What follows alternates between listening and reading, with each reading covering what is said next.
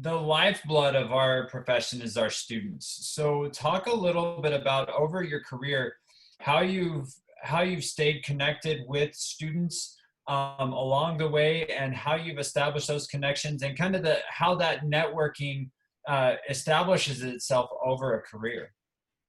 So the world's different now than it was, obviously, with social media. I never in my life thought I would stay so connected to so many students. And it's wonderful because I get to go see how their programs are going, and they're not afraid to ask for help. And that's so weird, because this week I just received a message from somebody who wanted to know how I would feel about doing some conducting lessons, critiques, and that sort of thing. And I think that's really great. I believe that people gave to me freely help. And so here in Clark County, I have several students that have programs now. And they ask me to come in all the time, and I come in gladly. I would never take anything for that. It's like your babies, watching them. And so that's been just a real joy to watch them flourish, and watch young music educators. What a great job you have watching young people grow into music educators. It must be so gratifying. Yeah, so. It is, and to see the impact that they have further beyond their own classroom. And that's one of the things I try and prep them for too, is that the impact of the lives of the students in your classroom is going to be far further than anything that we do on the stage. Yes, it's great to have a great performance, but to know that music is going to impact them much longer than just that one performance, and to see how it connects, and how the world is such a small, interconnected world within the music community is also really fantastic. And so, I'm going to interrupt you just for a second and say, absolutely, all that is so true. But we also have to remember, and this goes back to excellence, we have to remember those special performances, those really special moments that live on in all of us because they happened. Do you know what I mean? And how do we create those moments so that we carry them with us, forever? Absolutely. And how do we help our students really codify them and remember them? Because we all do. You're exactly right. We all have those 2 or 3 performances. For me, I have one clearly from high school. Actually, there are 2 from high school and 2 from college that I still remember what it felt like to be sitting in the seat as we cut off on the very last note. And one in particular was probably one of Granger's more obscure pieces, The Power of Rome and the Christian Heart. Right. And wow. I mean, we finished that, and it's still, I got goosebumps just thinking about it, because you just remember where you were, how you were sitting, and how it made you feel. And I think, accessing that for our students, I think that's what is so different than any other teacher that they are going to have, is that you have these connections with the students that go beyond knowledge, that go beyond feeling, for that matter. And it's much deeper than that. And so how we keep that going, and how we establish that, and how we allow our students to reflect upon that is going to be really, really important. But I think it is important to reflect upon that too. Like, acknowledge that happened, acknowledge, and what was it that led up to that happening, and how can we take that into our lives generally?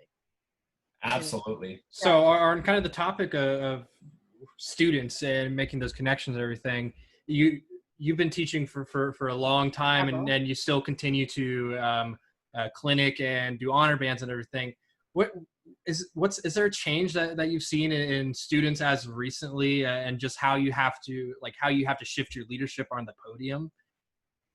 So that's an interesting question. And, all through my career, people have asked me that question. Well, how have you seen kids change, and what's different now? But I'm going to be honest and tell you that I think that kids haven't changed. I really think that I think that students know the difference between right and wrong. And they have more unique toys now than they used to.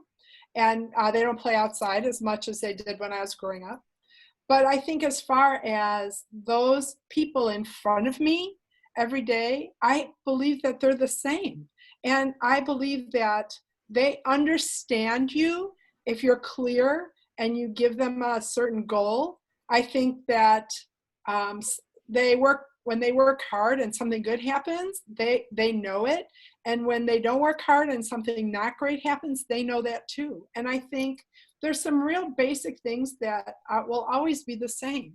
I think the fact that we're different on the podium now is because we're learning more about how to make music. And quite honestly, music is so different now. I think back to me being in high school, and what did we play in high school? We played transcriptions and marches and a couple Al Reed pieces, and God bless Al Reed. Do you know what I mean? But now we are talking about music in such an emotional way. I just don't know that you can ask students to play something with love and then beat them up while they're doing it. That just doesn't even make sense to me. You know, how to that alignment of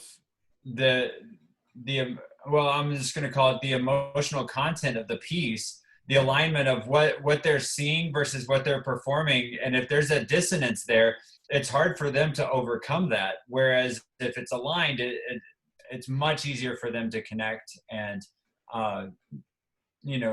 dig into, for lack of a better term. Right. And that also goes to making sure that we choose really great literature that has that sort of content. And I don't mean that all music, everything needs to make you cry. I'm talking about music that has depth and that you can study, even if it's a grade 2 piece, that you can bring something out and have an effect on the audience when you play it. Absolutely. And I would add on to that even that, one of the things that we talk about in our advanced topics course is that, you're going to conduct a piece 4, maybe 5 times in a career, maybe more than that. You will find a piece that is your favorite, and you'll know that it's a great piece that every time you teach it, you're going to find something new. And you're going to teach it completely differently because you're like, you're coming at it from a completely different perspective. That's how we know it's great music. And so, and I love that you brought up the idea of there are great grade 2 pieces. There are great grade 1 pieces that will continue to evolve as you evolve as a teacher. But it's on us as music educators to find those pieces and to dig and find those diamonds in the rough. Right. Not only to find those pieces, but to also find the beauty in those pieces. Do you know what I mean? Like, I can give you a list of really great grade 2 pieces, but can you find the beauty in those pieces? That's really important.